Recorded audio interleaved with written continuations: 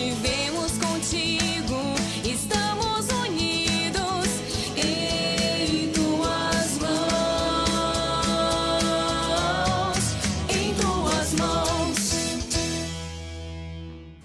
Olá, bom dia! Começando agora mais uma edição do programa Em Tuas Mãos, aqui na TV Meio Norte, na manhã deste domingo, dia 25 de julho. E amanhã, dia 26 de julho, a igreja celebra Santa Ana e São Joaquim, os avós de Jesus e também os padroeiros dos avós.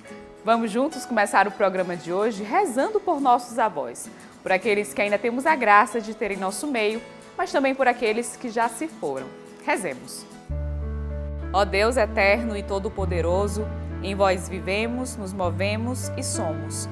Nós vos louvamos e bendizemos por terdes dado a estes vossos filhos e filhas, nossos queridos vovôs e nossas queridas vovós, uma vida longa com perseverança na fé e em boas obras. Concedei que eles, confortados pelo carinho dos filhos, netos e amigos, se alegrem na saúde e não se deixem abater na doença, a fim de que, revigorados com a vossa bênção, consagrem o tempo da idade madura ao vosso louvor. Seguindo os exemplos de São Joaquim e de Santa Ana, que na fidelidade à palavra de Deus, cumpriu sempre a vontade de servir e de amar a todos. Por Cristo nosso Senhor. Amém. Estão abertas as inscrições para a Semana Arquidiocesana de Catequese. O evento este ano acontece online e presencial, com a quantidade limitada de participantes. Os detalhes você confere agora nessa entrevista. No próximo mês será realizada a 12ª Semana Arquidiocesana de Catequese, que acontecerá do dia 2 ao dia 6. E para entendermos melhor de como vai funcionar o evento, nós vamos conversar agora com o coordenador da comissão, Edmilson Alves. Edmilson, muito obrigada por sua participação aqui no programa. Sou eu quem agradeço essa oportunidade de estar aqui conversando com você para convidar a Arquidiocese de Teresina para a 10ª Semana Arquidiocesana de Catequese. Então, Edmilson, qual foi o tema escolhido para a semana deste ano e por que vocês escolheram esse tema? O tema para a 12ª Semana Arquidiocesana de Catequese é o Ministério Catequético à luz da Palavra de Deus. Por que esse tema? Porque todos nós, vocacionados, somos chamados pela voz do próprio Mestre, Jesus. É Ele quem nos chama quando Ele quer, na hora que Ele quer e para o serviço que Ele quer na sua igreja. E desta feita, na ação evangelizadora da catequese, nós somos vocacionados para o anúncio da palavra. Por isso, a razão de termos escolhido esse tema para estar respondendo à convocação da igreja na vivência deste ministério e para iluminar a nossa caminhada de discípulos e seguidores de Jesus à luz da sua palavra, que é a palavra anunciada na essência da igreja. E como vocês pensaram, planejaram a programação deste ano? A 12ª Semana Arquidiocesana de Catequese, ela está pensada, evidentemente, respeitando o tempo em que estamos vivendo da pandemia, pedindo a cada um e a todos nós a nos cuidarmos. E nesta dinâmica do cuidado, a Semana Catequética irá ser online, irá ser transmitida pelo canal do YouTube da Arquidiocese de Teresina, terá no auditório a presença de 70 pessoas, que é a capacidade conforme as exigências da Organização de Saúde, e nesse contexto de pandemia, utilizando o que nós temos, que são os meios de comunicação, muitas pessoas irão participar desta semana. E na ocasião nós não convidamos apenas os catequistas, mas as famílias dos catequistas, os catequizandos e todo o povo de Deus desta igreja de Teresina e os demais que alcançam os veículos de comunicação da nossa arquidiocese. Tem uma quantidade mínima para as pessoas participarem e onde vai acontecer também o evento? As inscrições já estão acontecendo, já mandamos correspondência, já estamos convocando os catequistas e a 12ª Semana Arquidiocesana de Catequese vai acontecer no Auditório Paulo VI com uma capacidade de 50 pessoas, por conta da pandemia. Mas não se preocupe, que a nossa equipe de comunicação, com a sua capacidade, com o seu profissionalismo, irá fazer o melhor para você participar. Não é assistir, mas participar deste grande momento em que nós iremos chegar até você, levando a palavra de Deus e vivenciando o nosso ministério catequético. E qual a importância desse evento para essas pessoas, né, esses catequistas e também catequizandos que vão participar desse evento? Joyce, quando eu disse que não apenas os catequistas participarão da 12ª Semana Arquidiocesana de Catequese, é porque todos nós fomos convocados pelo Pai para viver neste mundo tão bonito que Ele criou para nós. E por não sermos egoístas, nós precisamos partilhar aquilo que a gente aprende com as demais pessoas. Então, a família, que tem o pai, a mãe, o catequizando, o catequista, o sacerdote, a religiosa, o seminarista que está nesta ação evangelizadora da igreja, irá participar desta semana, irá ser contemplado com esta formação que se dará em 5 momentos. A nossa semana está distribuída em 5 momentos, digo momentos, mas em 5 dias, em que nós abordaremos a vocação do catequista, o ministério do catequista, a palavra de Deus que ilumina toda essa ação evangelizadora, o agir litúrgico catequético e culminaremos com a celebração da Eucaristia na sexta-feira, quando Dom Jacinto irá presidir neste mesmo auditório para assim encerrarmos a semana catequética. Quais são as expectativas, né, de todos para esse evento? Se a gente pode dizer, uma das coisas boas da pandemia é que a gente atinge um grande número de pessoas pelos meios de comunicação. Então, a nossa expectativa está se dando exatamente pelo retorno em que as pessoas estão dando, respondendo ou preenchendo a ficha de participação. Nós temos disponível a ficha, o link em que você preenche e diz: eu quero participar da Semana Catequética, para assim conhecer melhor a proposta evangelizadora de Jesus Cristo nesta dinâmica da iniciação à vida cristã, e você também ser um catequista na tua casa, na tua comunidade, na tua paróquia. A nossa expectativa é que você, conosco, aprendamos juntos a caminhar seguindo Jesus. Então, Edmilson, muito obrigada por sua participação aqui no programa Em Tuas Mãos e que essa semana seja um sucesso. Sou eu quem agradeço a oportunidade de estar na tua casa neste domingo pela manhã, te convidando. Venha conosco fazer a 12ª Semana Arquidiocesana de Catequese. Será uma grande oportunidade para enriquecermos no conhecimento do chamado que o Senhor nos faz a todo dia e a toda hora.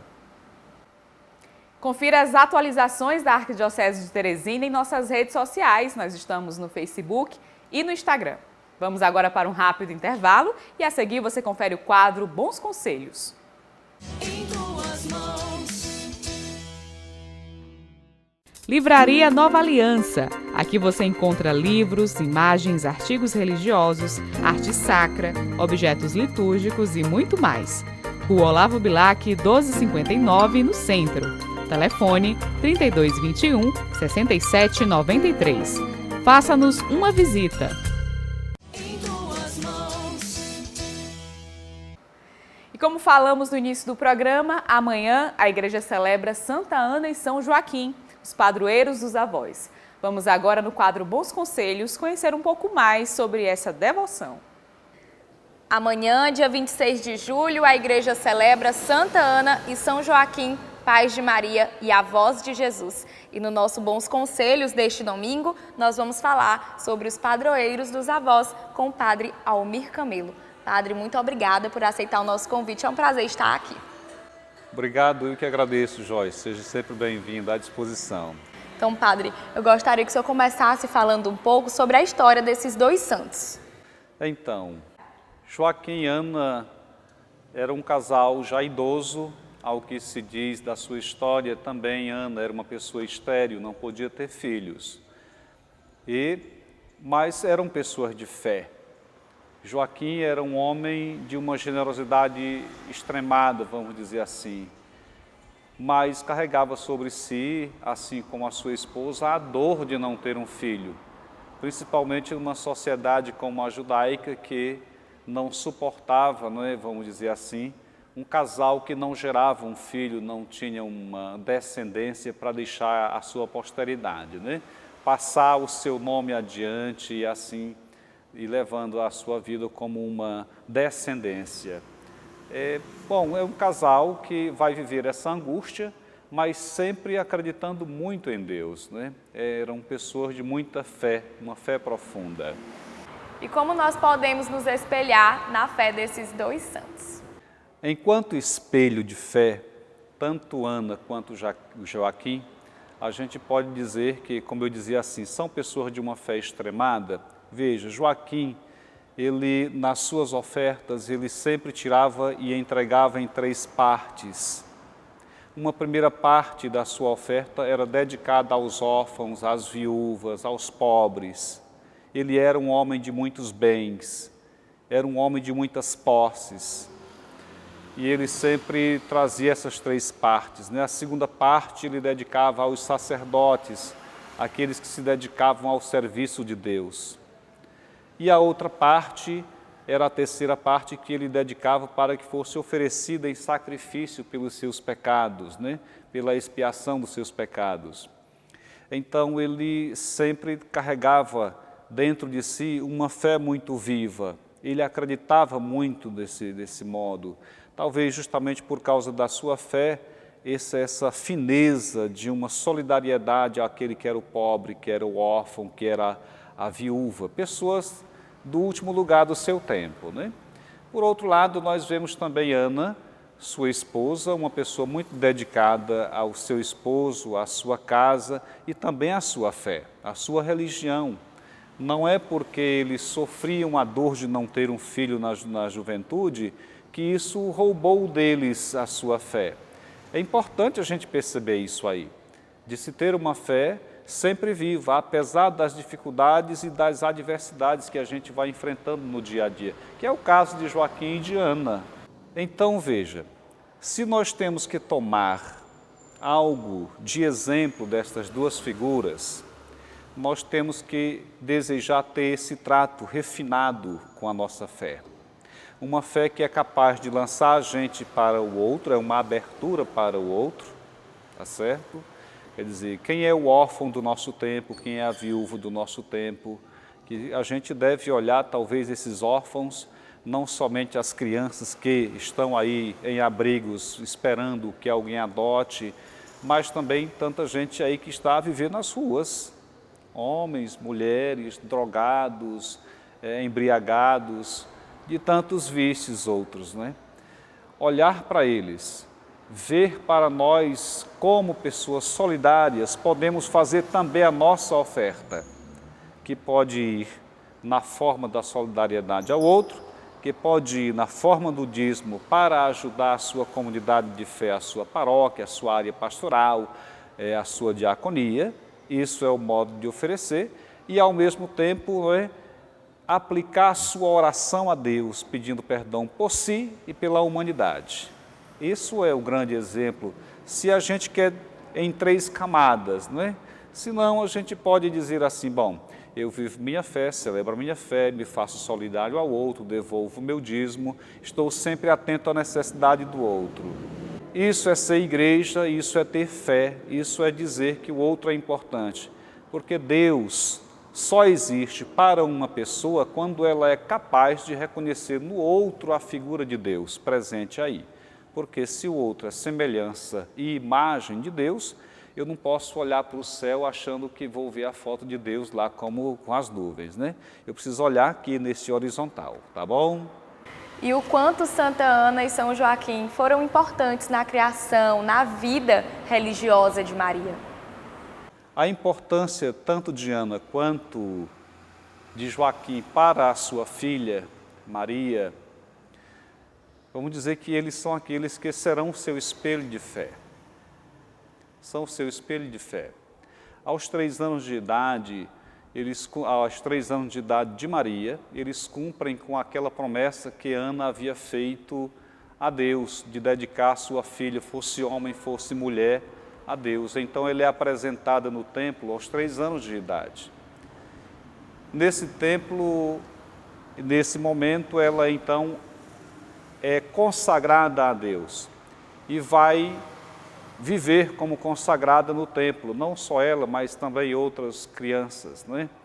Mas é impressionante porque ela vai ter uma vida, vamos dizer, muito refinada no trato com Deus. Aquilo que a gente tem de informações sobre a infância de Maria, embora não sejam fontes consideradas definitivas, se usa para pesquisas, mas ela é uma jovem que é consagrada a Deus, os seus pais estão aí a viver uma vida feliz, porque estão oferecendo a Deus o que Deus lhes deu de melhor. Então, para ela, os seus pais serão o seu retrato de fé. E como retrato de fé, ela também será uma mulher de grande fineza espiritual diante de Deus Pai, né? Diante das pessoas. O testemunho que ela dá para a comunidade, para os sacerdotes, em seus gestos, né? Esses textos dizem que as pessoas que tinham contato com ela se sentiam muito dignificadas com o que viam, quanto com o que ouviam de Maria, a filha de Joaquim e Ana, né? Então, Ana vai dar esse trato da fineza da mulher que é grata a Deus, da mulher de uma fé incondicional a Deus. Joaquim também, por outro lado, responde do mesmo modo. Essa é a grande herança de Nossa Senhora dos seus pais. Uma fé muito viva e, ao mesmo tempo, uma humildade de algo que transporta, aliás, transborda o humano. Então, padre, por que Santa Ana e São Joaquim são considerados os padroeiros dos avós e qual o exemplo que eles dão para essas pessoas? Joaquim e Ana são padroeiros dos avós por serem os avós de Jesus, nosso Senhor. Observando, olhando o zelo de seus avós, não é? Quer dizer, a igreja, então, deseja não apenas incluir os avós, os idosos, na vida de fé, mas também na vida social. Jesus, nosso Senhor, é alguém que durante a sua vida inteira vai trabalhar para chamar para o meio aqueles que estão muito na periferia. Uma pessoa que hoje está na terceira idade, no caso dos avós, já estão nessa periferia e são chamados para uma vida de dignidade. Está lá São João Paulo II, quando coloca essa questão dos idosos, justamente ele diz que nossas comunidades devem ter em conta os idosos para dar dignidade a eles, né? Então, veja, os avós de Jesus, nesse sentido, eles se tornam os padroeiros dos avós por serem avós de Jesus. Agora, se queremos tirar um retrato de avô também, o que ele pode ensinar para os nossos avós, eu não sei se ensinar, mas a gente pode dizer o seguinte: os nossos avós são pessoas que transmitem toda uma sabedoria de vida, já viveram uma vida longa, ou talvez não tão longa, mas têm uma experiência de vida, de modo que quando eles se atêm com os seus netos, e a gente vê isso em alguns momentos em conversas com avós que encontram os seus netinhos, né? Quer dizer, e o que se escuta deles é um relato de que o amor é maior do que o amor que tinha pelos filhos. Eu não sei se isso é verdade. Eu não sei se o avô ou a avó ama o neto mais do que é o seu filho. Mas talvez a gente possa dizer que agora eles têm um tempo para dedicar ao neto, tempo que eles não tiveram para dedicar ao seu filho, né? E aí é claro que a convivência gera essa proximidade, um gesto, uma afetividade muito viva, muito latente, assim, não é?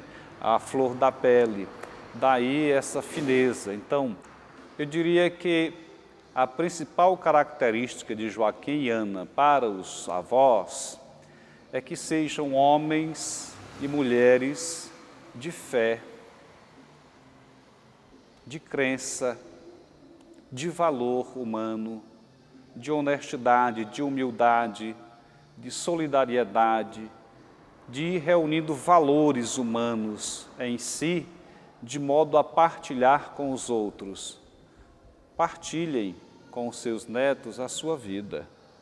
Partilhem com os seus netos a sua sabedoria de vida. Digam, lá na frente, eles irão lembrar disso que vocês falaram para eles e da sua vida partilhada. E, acima de tudo, aprendam a amar e amem muito mais aos seus netos, assim como a seus filhos também. Então, Padre, muito obrigada por nos conceder essa entrevista. Foi um prazer conversar com o senhor. Eu que agradeço, fico feliz de poder partilhar um pouquinho com vocês sobre a história desses dois santos da Igreja. São santos importantes porque são, em primeiro lugar, pais de Nossa Senhora, em segundo lugar, por serem avós de Jesus, nosso Senhor, e merecem ter um destaque especial do nosso coração. Para terminar, eu gostaria de dizer o seguinte: alguma vez alguém diz assim: Padre, como é que está São Joaquim? Eu disse: nosso avô está muito bem. As pessoas se assustam porque muitos não sabem que São Joaquim é seu avô. Mas fica aqui a dica: São Joaquim é seu avô, como Santa Ana é sua avó. Vamos amar mais os nossos avós e conhecer a sua história.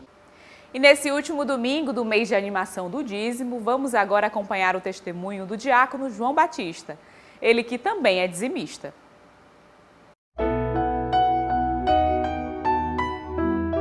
Meus irmãos e minhas irmãs do programa Em Tuas Mãos, preciso de 3 pequenos minutos para falar da minha visão acerca do dízimo. Chamo-me João Batista Rios, sou diácono com provisão na paróquia de Nossa Senhora do Rosário. Quero me desculpar, mas não me interpreto como um bom católico e batizado que, possuidor de condições, não seja dizimista. Pensemos assim: como o ar está para a vida animal, assim o dízimo para a igreja. Simples assim. É que sem ar não há vida, e sem dízimo não há igreja. Diz o apóstolo Paulo em sua primeira carta aos Coríntios que quem vive do Evangelho, que coma do Evangelho. A igreja vive do Evangelho. Vamos imaginar, se nós, os evangelizados, não devolvemos o dízimo, de que a igreja sobreviverá?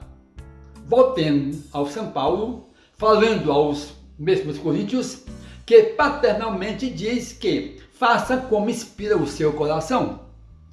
Mas se debruçarmos sobre o Antigo Testamento, entre inumeráveis citações acerca da devolução do dízimo, não podemos deixar de observar o que escreveu Malaquias em 3:10.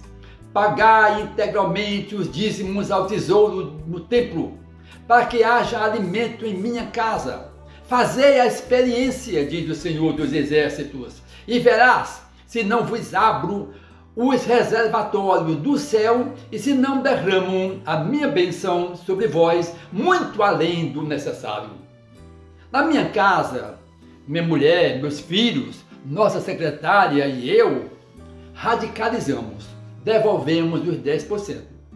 Foi muito fácil a eles se envolverem na devolução do dízimo dessa forma rígida. É que eles sempre nos acompanhavam, minha mulher e eu, nessa devolução. Jamais pregamos isso a eles, simplesmente observavam o nosso exemplo. E em considerando suas pequenas idades, foi somente a partir dos 10 anos que meus filhos passaram a receber uma pequena chamada mesada, no sentido de que eles já fossem se familiarizando com o mundo material. E foi num domingo pela manhã, éramos paroquianos do Cristo Rei, e era início de mês. Lá chegando, dirigi-me à mesa para devolver o meu dízimo. E em retornando ao banco, não vi meus filhos. Indaguei da minha mulher, que me disse terem ido eles devolver o dízimo. Vejam, foram devolver o dízimo os 10% que não era deles, da pequena mesada que recebiam. Façam isto, imitem meus filhos. A igreja agradece e Deus vos cobrirá de bênçãos. Façam a experiência. Quero receber a bênção de Deus Todo-Poderoso, Pai, Filho e Espírito Santo. Amém. Confira agora as informações dos principais destaques da Arquidiocese de Teresina da última semana no quadro Notícias da Igreja. Olá, bom dia a você que nos acompanha nesta manhã. O Conselho Regional Nordeste 4 do Encontro de Casais com Cristo realizou no último domingo, dia 18, uma missa para o encerramento da peregrinação de Senhora Santana na cidade de Demerval Lobão. Você confere agora essa matéria que teve a colaboração da PASCOM de Demerval Lobão. A santa percorreu durante 5 meses todas as dioceses do Regional Nordeste 4. Senhora Santana é a padroeira do 18º Congresso do Encontro de Casais com Cristo, que celebra 50 anos de existência. O coordenador da Pastoral Familiar do Regional Nordeste 4 fala sobre a comemoração desse jubileu. Para nós é um momento de felicidade, né? A gente já tem uma boa caminhada no Encontro de Casais com Cristo e já está com 1 ano e meio que a gente está à frente do Regional Nordeste 4. A gente, infelizmente, substituiu um casal amigo nosso, né, por um motivo triste, mas a gente assumiu com muito amor no coração, como tudo que a gente faz para serviço da igreja. Leda Cristina, natural de Demerval Lobão e também coordenadora da pastoral, fala sobre o motivo de escolherem essa cidade para realizarem essa missa de encerramento. Nós, eu e o Fran, somos filhos dessa cidade, né? Aqui nós temos nossas raízes familiares, é onde nós vivemos a nossa infância. Hoje a gente não mora mais aqui na cidade, mas nós temos nossas raízes.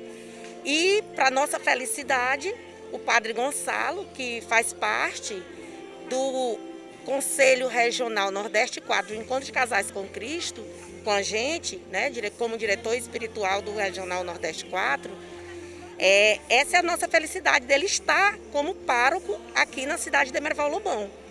Então, assim, nós temos motivo de sobra para que isso acontecesse, né, para que esse encerramento da peregrinação de Senhora Santana, que é a padroeira do Congresso, do 18º Congresso da região Nordeste, do Encontro de Casais com Cristo, fosse feito esse encerramento aqui.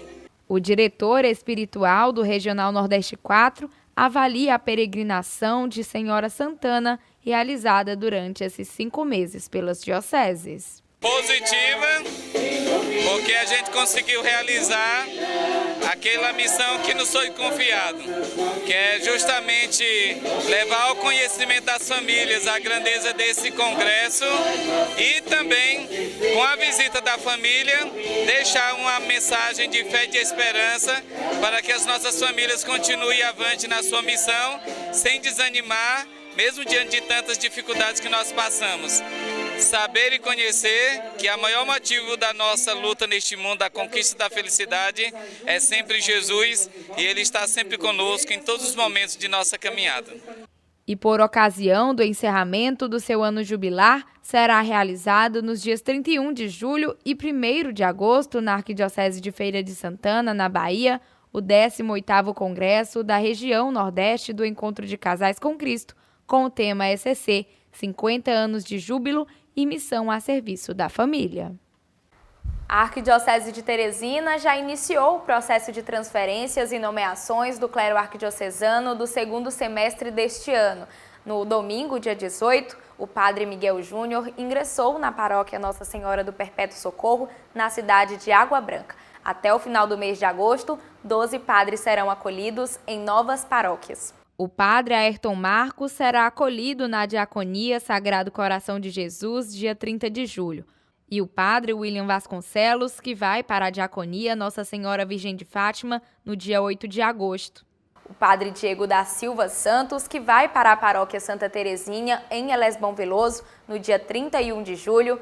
E no mês de agosto serão os padres Francisco Robert, que será acolhido no Colégio Pio Brasileiro, em Roma, o padre Benedito Fonseca, que ingressa na paróquia Nossa Senhora Imaculada Conceição, no município de Prata, no Piauí, no dia 1º, O padre Edson Coelho, que vai para a paróquia Nossa Senhora da Conceição, em Aroazes, no dia 8 de agosto. O padre Antônio Carlos da Silva, que ingressa na paróquia Nossa Senhora Aparecida, no bairro Renascença, no dia 8 de agosto. O padre Antônio Diego, que será acolhido na paróquia Imaculada Conceição de Maria, no bairro Tancredo Neves, também no dia 8. O padre Francimilson Gonçalves, que vai para a paróquia São Gonçalo, em Regeneração, no Piauí, no dia 20 de agosto. O padre Antônio Marcos, que vai em missão para a cidade de Coari, no Amazonas. O padre Daniel Rodrigues, que será acolhido na paróquia São José, na cidade de Inhuma. E o padre Igor Torres, que ingressa na paróquia Nossa Senhora do Rosário de Fátima, no bairro Santa Fé.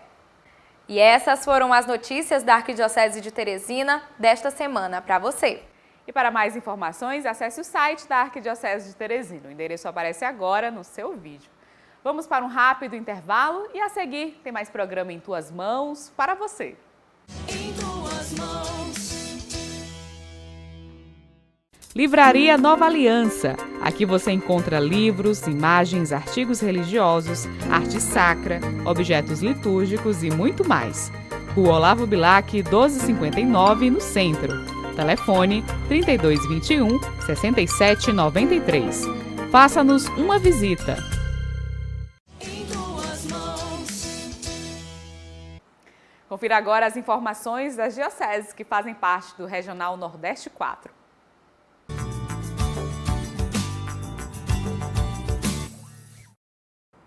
Olá, acompanhe a partir de agora as notícias das dioceses do estado do Piauí com mais um boletim do Regional. Nos dias 9 e 10 de julho, os candidatos ao diaconato permanente da Diocese de Bom Jesus do Gurgueia realizaram um retiro pastoral em Teresina, como encerramento do curso acadêmico da primeira turma da Escola Diaconal São Filipe. O retiro foi conduzido pelo padre Claudinei e foi composto por momentos formativos, de espiritualidade, celebrativos, de prática pastoral, de partilha de experiência e convivência fraterna. O evento contou com a participação e envolvimento de diáconos e suas esposas que fazem parte da Arquidiocese de Teresina. A missa foi presidida por Dom Marcos Tavoni e foi marcada pela leitura do decreto de criação da escola e posse da primeira diretoria. Os aspirantes ao diaconato vão participar agora pela fase de escrutínios, com a celebração do rito de admissão marcada para o dia 15 de agosto de 2021 em Cristalândia, região sul da Diocese de Bom Jesus. No período de 13 a 16 de julho, Dom Marcos Tavoni, bispo diocesano de Bom Jesus do Gurgueia, visitou os padres que estão estudando mestrado fora da diocese. Padre Jusilei, que está cursando mestrado em liturgia na PUC São Paulo, e Padre Leandro Pinheiro, que estuda mestrado em comunicação na PUC em Minas Gerais. A visita teve como objetivo o acompanhamento dos estudos e escuta dos padres estudantes. Em Belo Horizonte, Dom Marcos Tavoni celebrou os 10 anos de sacerdócio do Padre Leandro. Na ocasião, ele visitou as obras de construção da Catedral da capital mineira, na companhia de Dom Valmor de Oliveira, arcebispo de Belo Horizonte e presidente da CNBB. Dom Edilson Nobre, bispo da Diocese de Oeiras, esteve reunido com os alunos e a coordenação da Escola Missionária Discípulos de Emaús, o EMID. O encontro foi realizado de forma virtual no dia 15 de julho. Nos dias 17 e 18 de julho, Dom Edilson Nobre presidiu a missa da partilha nas comunidades Chapada dos Nunes, povoado Bom Princípio e na matriz da paróquia de São Sebastião, no município de Tanque do Piauí. Na celebração, os fiéis fizeram o momento da partilha do dízimo e refletiram sobre a condição de serem responsáveis pela manutenção das obras da igreja e auxílio aos mais necessitados. No dia 19 de julho, Dom Edilson Nobre e a equipe do Centro Educacional São Francisco de Assis, o Cefas, visitaram as comunidades de Cantinho e Canadá Corrente. O Cefas realiza vários projetos de ação social na diocese, acompanhando continuamente cerca de 40 comunidades. No dia 15 de julho foi realizada uma reunião virtual com Dom Plínio Luiz, bispo diocesano de Picos, e os benfeitores do projeto Amigos do Seminário da Diocese. No encontro, a equipe do projeto realizou a prestação de contas e fez a apresentação dos 22 padres formados, frutos das doações dos benfeitores. Na ocasião, Dom Plínio fez a reflexão do Evangelho e já marcou os dias das próximas reuniões. No dia 16 de julho, Dom Plínio Luiz, bispo diocesano de Picos, realizou a instalação da paróquia Imaculada Conceição no município de São Julião, e o padre Francisco Ramires foi nomeado pároco desta paróquia por um período de 6 anos. Dom Augusto Alves, bispo emérito da Diocese de Floriano, completou 88 anos de idade no dia 17 de julho. Pedimos a Deus muita saúde a Dom Augusto, para que ele continue sendo um sinal de Cristo no meio de nós. O Conselho Diocesano de Pastoral realizou no dia 19 de julho mais uma live informativa alusiva ao ano de São José. O formador deste encontro foi o padre Raimundo José, assessor da catequese e da liturgia da Diocese de Parnaíba, que abordou sobre a carta apostólica do Papa Francisco, Patris Corde, com coração de pai. Considerando a atual situação da pandemia e as orientações dadas pelo Estado, órgãos de saúde, pela Igreja e principalmente as orientações diocesanas discutidas no mês de abril, a Coordenação Diocesana de Catequese da Diocese de Parnaíba motiva as coordenações paroquiais de catequese e aos catequistas a retornarem responsavelmente às suas atividades, podendo realizar ainda no mês de julho a festa das inscrições e no início da catequese para o mês de agosto. A orientação da coordenação de catequese é que cada paróquia articule a atividade catequética respeitando as etapas da iniciação à vida cristã. Essas e outras informações você confere no site cnbbne4.org.br. Por hoje é só, até o próximo Boletim do Regional. E todo o conteúdo exibido aqui no programa Em Tuas Mãos está disponível também em nosso canal no YouTube. Lá você pode se inscrever, curtir, comentar e compartilhar o nosso conteúdo com quem você desejar. E além disso, de segunda a sexta, a partir das 11 horas da manhã, você acompanha o programa Em Tuas Mãos no rádio, na Rádio Pioneira de Teresina 88.7. Vamos agora para um rápido intervalo e a seguir você confere o quadro Dicas da Fé. Em tuas mãos. Livraria Nova Aliança. Aqui você encontra livros, imagens, artigos religiosos, arte sacra, objetos litúrgicos e muito mais. Rua Olavo Bilac, 1259, no centro. Telefone 3221-6793. Faça-nos uma visita. Em tuas mãos. Confira agora a nossa dica de leitura para este domingo no quadro Dicas da Fé, que é um oferecimento da Livraria Nova Aliança. Livraria Nova Aliança. Aqui você encontra livros, imagens, artigos religiosos, arte sacra, objetos litúrgicos e muito mais. Rua Olavo Bilac, 1259, no centro. Telefone 3221-6793. Faça-nos uma visita.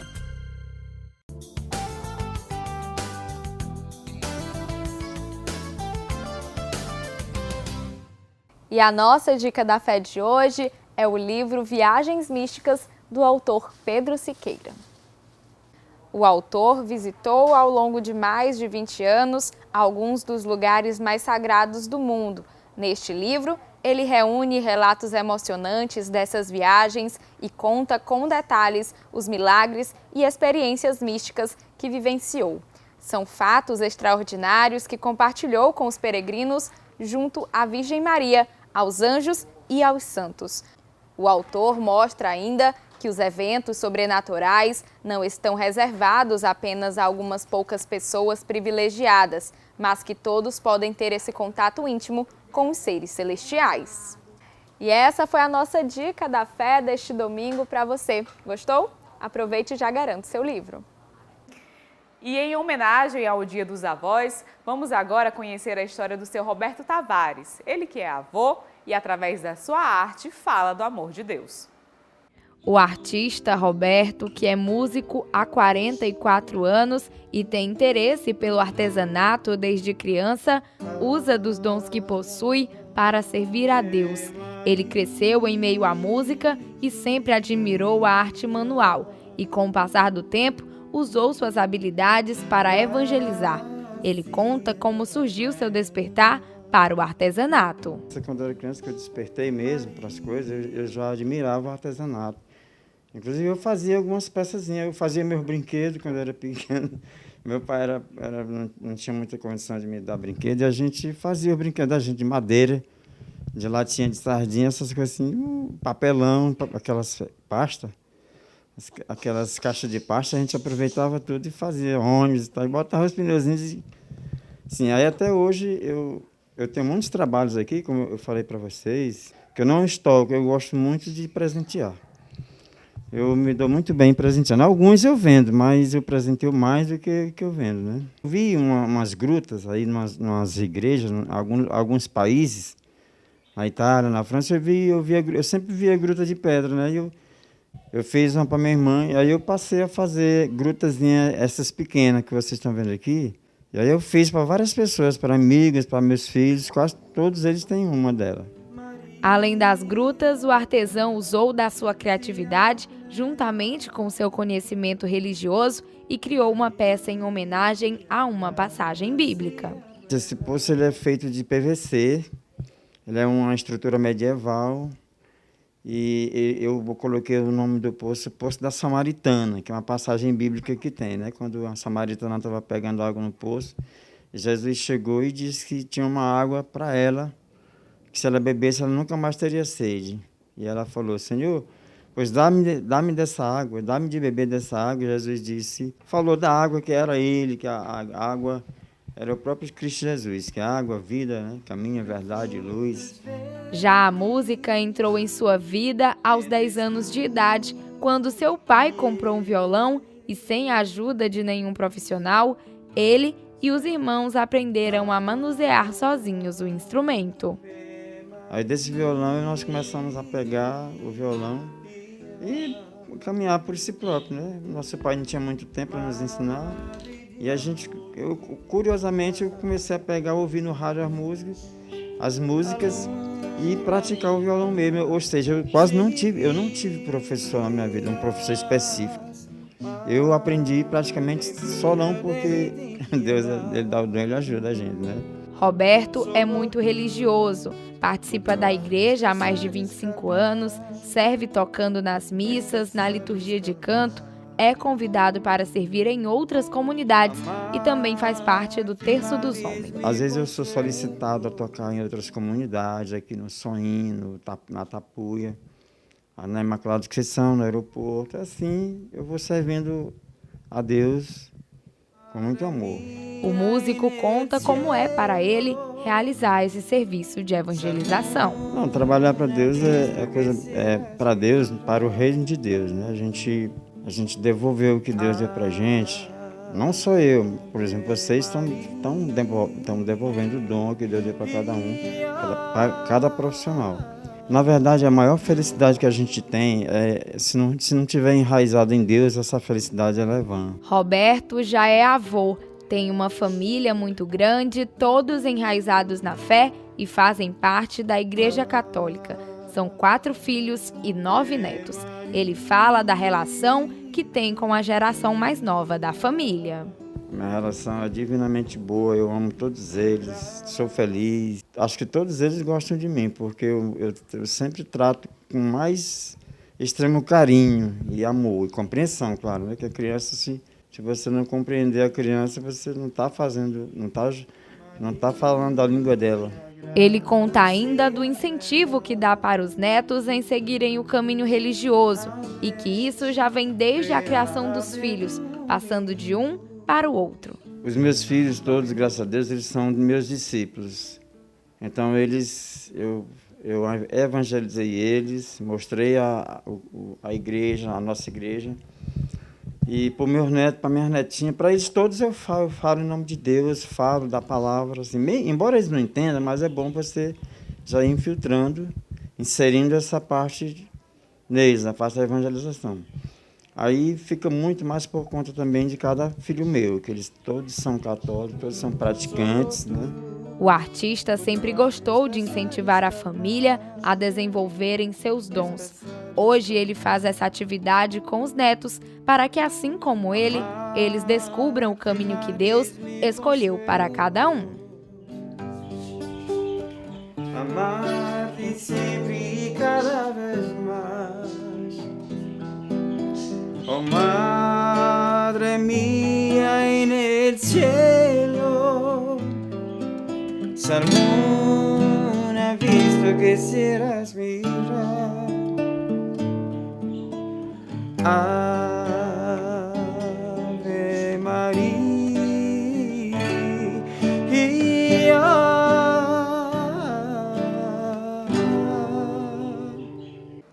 Confira agora a mensagem de Dom Jacinto Brito no quadro Palavra do Pastor.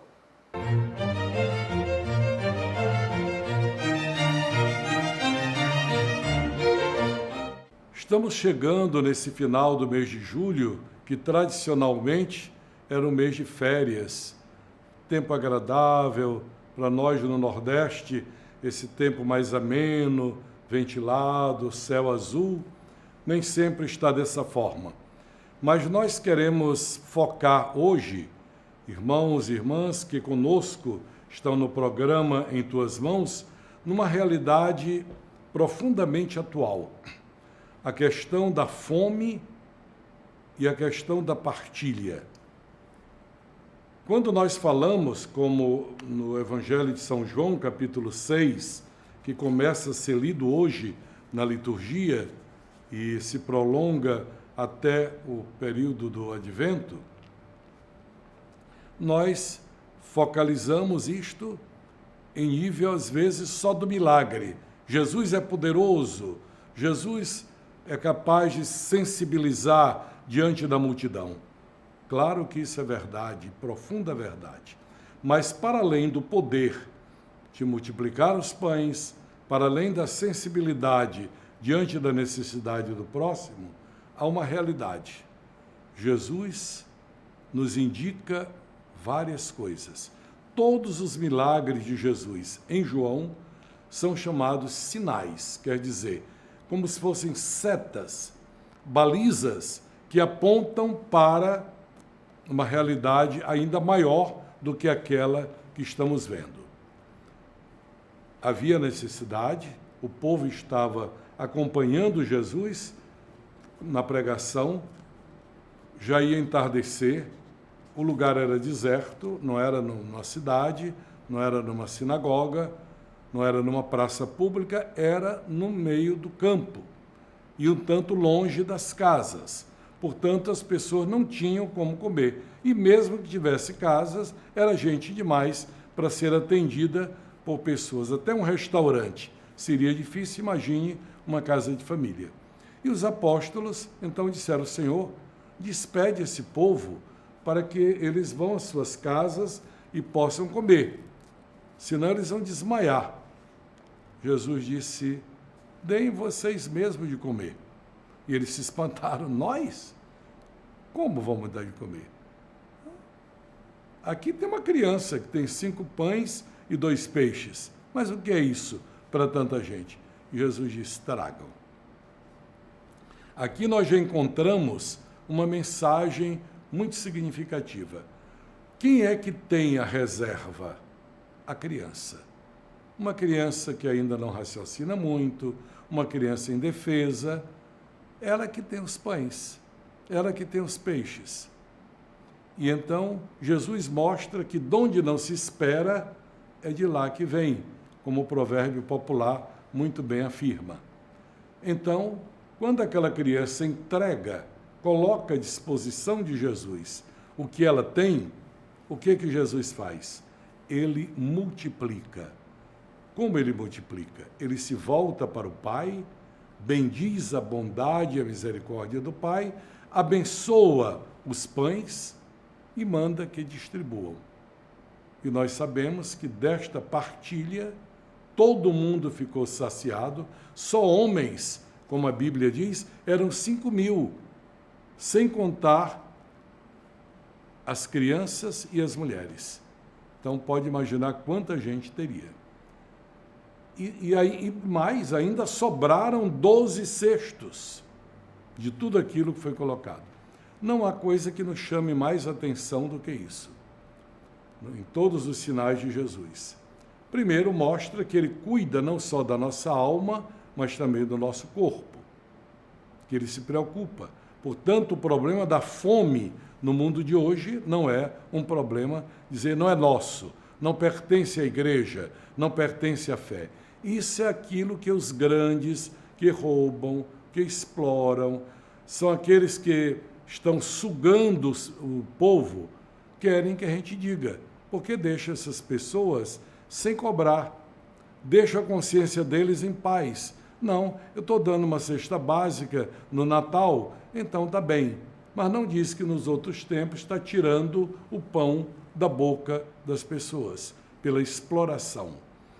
Por exemplo, os produtos chineses, baratos, não é? Mas a troco de quê? De uma jornada de trabalho que supera 10 horas por dia, que não tem domingo nem feriado, que não tem seguro social. Então, comem, aliás, trabalham só para comer. Então, são explorados. Daí a gente vê que não basta só falarmos da justiça, do progresso. Precisa ver que quem trabalha seja respeitado o seu direito e que todos têm direito ao alimento. Não podemos imaginar uma população abastecida e outra faminta. Então, Jesus mostra que o estômago pleno é a vontade de Deus, que todos tenham o necessário para viver. Por isso, ele nos dá o sentido da partilha. Quando nós partilhamos, não falta. Eu concluo dizendo algo da minha experiência. Em todos os meus 50 anos de sacerdócio, eu nunca vi um almoço comunitário, um café comunitário, uma festinha de amigos, de membros de pastorais, onde se coloca as coisas em comum, faltar. Eu só vi sobrar até hoje, sobrar. Do interior à cidade, da paróquia mais abastada ao lugar do interior mais carente. Um traz um bolo, outro traz um beiju, outro traz um leite, outro traz um suco, e a verdade é que quando termina, todo mundo está satisfeito e ainda tem. A partilha é a grande lição. O Senhor multiplicou com o seu poder os pães e os peixes. Nós não temos esse poder, mas temos a possibilidade de partilhar do que temos. Dai-lhes vós mesmos de comer. E o programa Em Tuas Mãos deste domingo vai ficando por aqui. Que nessa semana nós possamos refletir sobre a partilha. Estamos chegando ao final do mês de animação do dízimo, mas todos os dias nós somos convidados a partilhar aquilo que temos, aquilo que somos, com aqueles e aquelas que mais precisam. Até o próximo domingo, com mais um programa Em Tuas Mãos para você. Vivemos contigo.